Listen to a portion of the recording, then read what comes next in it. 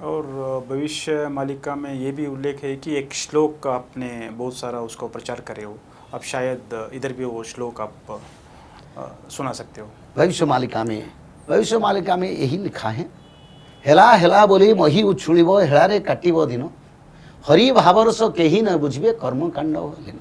यानी सारा विश्व में लोग देखेंगे ज्वालामुखी फट रहा है, समुद्र किनारे लंग रहा है, रोज टर्नाडो आ रहा है, रोज महामारी रोग विपद आ रहा है, इस देश में कोई दूसरा देश में है, सांप्रदायिकता बढ़ रहा है, लोग मर रहे हैं, किसी का सुरक्षा नहीं, फिर कोई उसको नहीं देखेंगे, फिर अधर्म करते जाएंगे, अंतिम उसका फल विनाश ही होगा। सो बचने के लिए कोई श्लोक को आपने बताया? बचने के लिए त्रिकाल संध्या, औषधे चिंतित विष्णु भोजनिश्च जनार्दन, शयने पद्मनाभंश्च विवाहे च प्रजापति, युद्धे चक्रधरं देवं प्रवासेश्च त्रिविक्रमं, नारायणं तनुत्यागे श्रीधरं प्रिया संगमे दुस्वप्ने स्मर गोविंदम, संकटे मधुसूदन कानने नरसिंहंश्च पावके जलसायिन, जलमध्ये वरांश्च गमने वामनश्चैव, पर्वते रघुनंदन सकल कार्ये सुमाधव। महाविष्णु के 16 नाम, भगवान के 10 अवतार, मत्स्य कच्छ वराह नृसिंह वामन परशुराम राम बलराम श्री बुद्ध और श्री भगवान कल के अवतार का नाम शुल्क, और माधव नाम 108 बार एक अध्याय भागवत जी जो पढ़ेंगे उन लोगों को कोई प्रकृति पंचवती यानी परमाणु भी कुछ नहीं कर पाएगा। ये स्पष्ट रूप में यही तत्व मानव का उद्धार करेगा और कुछ भी नहीं। इसका जिक्र भी वेद में किया गया, ऋग्वेद में। और एक आखिरी सवाल, कर्नाटक के जनता को और पूरे भारत देशवासियों के लिए आप क्या संदेश देना चाहते हैं? देखो, पहले तो मेरे को आनंद लग रहा है क्या यहाँ भक्ति देवी का जागृत हुआ था। बड़ा पवित्र भूमि है, कर्नाटक को बार बार प्रणाम, क्योंकि भक्ति आते तो मानव उद्धार होंगे और ये क्षेत्र ही है। तो सारे दक्षिण और उत्तर भारत, सारा भारत विश्ववासियों को मेरा वार्ता यही है, अभी इतना ना समझो समय है, इस समय को उपयोग करो धर्म से, क्योंकि समय आप हमारे हाथ में नहीं है। जितना धर्म करेंगे उतना आगे बढ़ेंगे, धर्म नहीं तो हम पीछे रह जाएंगे।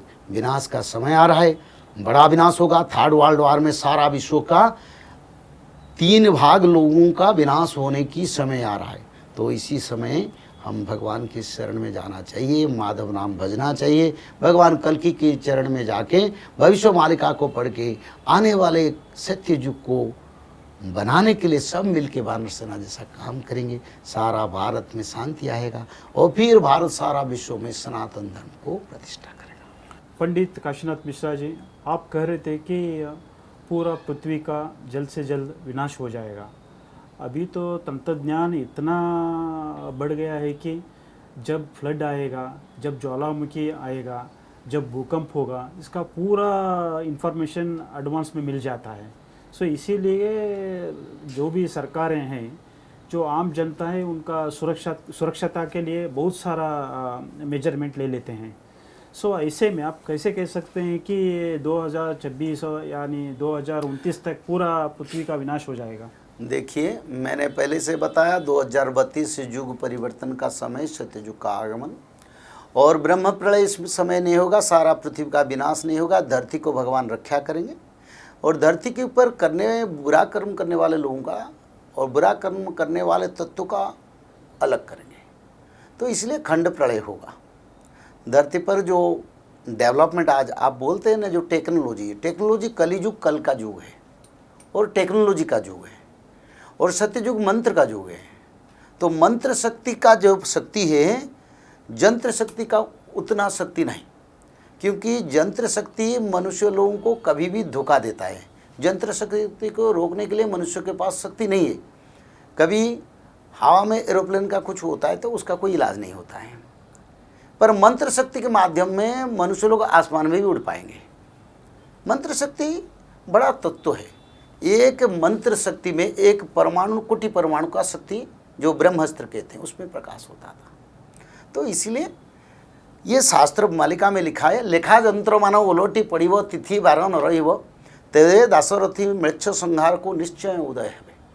यानी लेखा यंत्र सारे जो कंप्यूटर राडार सिस्टम वो गलत प्रेडिक्शन करेंगे, उनका प्रेडिक्शन ठीक नहीं होगा और क्या होगा ना, उसी समय भगवान कल की सारा विश्व में घूम घूम के सारे कलित तत्वों को विनाश करेंगे। तो ये होगा। आपने ये भी कहा था कि टेम्परेचर 70 पार कर जाएगा और 18% भूकंप रिक्टर मापन में 18% तक ये हो जाएगा। देखो भूकंप हो अच्युतानंद जाएगा। ने लिखे हैं, पाताळे वासुकी टेकिव मुंड तिनी थर जे कंपिव ब्रह्मांड। ऐसा भूकंप होगा जिसमें 16.6 से 18 पॉइंट तक जा सकता है।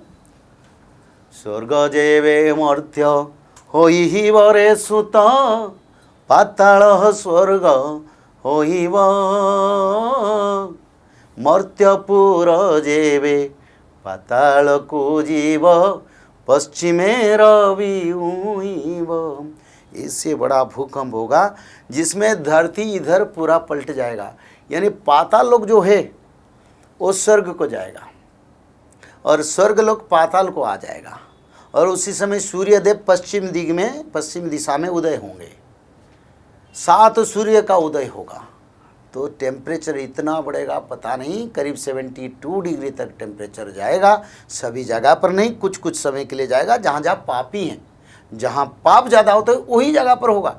चुन चुन के करेंगे भगवान कल की। ऐसे सारा विश्व में ग्लोबलिस्ट सभी जगह नहीं करेंगे। जहाँ लोग पापी हैं, जो भगवान को नहीं मानेंगे, जो सत्य युग बनाने के लिए अपोज करते हैं, यानी वो करने के लिए चाहते नहीं, कली को पकड़ के रहते हैं, उन्हीं लोगों का हटाने के लिए भगवान को करना पड़ेगा। तो ये टेम्परेचर जरूर होगा 72 डिग्री तक। ये जो संधि काल में है सत्ययुग और कलयुग का, इसमें पूरा मानव का विनाश हो जाएगा कि कुछ बचेंगे? देखो, मानव का उद्धार के लिए युग परिवर्तन हो रहा है। मानव का मानव तो खुद अपना विनाश बुला दिया। मानव ने जितना पॉल्यूशन कर दिया और जितना टेक्नोलॉजी डेवलपमेंट कर लिया, उस कारण मानव आज बीमारी रोग से खुद जराग्रस्त है। और जो परमाणु बना दिया उसका कोई इलाज भी नहीं, और वो युद्ध होगा तो उसमें वो मानव लोग मरेंगे, और भगवान आएंगे और परमाणु युद्ध से मानव को रक्षा करेंगे। वो मानव का सुरक्षा के लिए परिवर्तन है। मानव का विनाश के लिए भगवान कभी नहीं आते। और मानव रहे तो धरती रहेगा, और धरती पर मानव रहेंगे तो धरती का क्या काम है। और सभी मानव अगर मर जाएंगे अपना कर्म के कारण, जैसे पोल्यूशन बढ़ रहा है, जैसे जहरीला तत्व बढ़ रहा है, जैसे पोल्यूशन मिलावट बढ़ रहा है, जैसे परमाणु तत्व बढ़ रहा है, जैसे देश देश के बीच में बड़े बड़े युद्ध हो रहा है, कैसे मानव बचेगा। तो मानव को रक्षा के लिए भगवान कल के आ रहे हैं, विनाश के लिए नहीं।